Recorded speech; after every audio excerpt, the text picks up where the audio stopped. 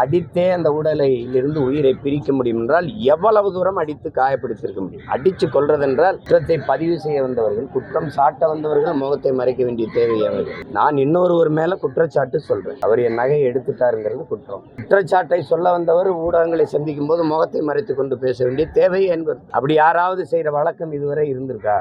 இந்த கேள்வி யார்ட்டாவது பதில் இருக்கா? இப்போ காவலர்கள் விசாரணை என்கிற பேர் நீங்க பாக்குறீங்க, அவங்க காவல் நிலையத்தில் போய் முறைப்படி புகாரை அளிச்சிருக்காங்க. முதல்ல அந்த புகாரின் அடிப்படையில் முதல் தகவல் அறிக்கை எஃப்ஐஆர் குற்றப்பதிவு நடந்தது. அதற்கு பிறகு உரிய நபரை அழைத்துட்டு வந்து காவல் நிலையத்தில் விசாரித்து அந்த குற்றம் நிகழ்ந்திருக்குமானால் அதற்கேற்ப நடவடிக்கை எடுக்கணும். இதுதான் இருக்கிற மரபு. இது எதுவுமே இல்லாம சீருடை அணியாத காவலர்கள் 5 பேர் வந்து அவரை அழைச்சிக்கிட்டு காவல் நிலையத்துக்கும் போகல, வேறு ஒரு இடத்தில் வைத்து ஒரு இளைஞனுடைய உடலில் இருந்து உயிர் பிரியுது என்றால், அடித்தே அந்த உடலிலிருந்து உயிரை பிரிக்க முடியும் என்றால் எவ்வளவு தூரம் அடித்து காயப்படுத்தியிருக்க முடியும்? அடிச்சு கொள்றதென்றால் அடிச்சோன்னா உயிர் போகாது. 40 இடத்துல காயம், 42 இடத்துல காயம், அதெல்லாம் சொல்லிக்கிறோம். அப்ப எவ்வளவு தூரம் அடித்திருப்பார்கள்? ஒவ்வொரு நொடியும் வலியோடு அந்த உயிர் பிதுங்கி வெளியேறுகிற போது அவர் எவ்வளவு பெரிய மரண வலியை அதை தாங்கி இருப்பாருன்னு நீங்க நினைச்சு பார்க்கணும். அவர் இறந்துட்டார் அப்படின்னு ஒரே வார்த்தையில முடிக்கிறது அல்ல.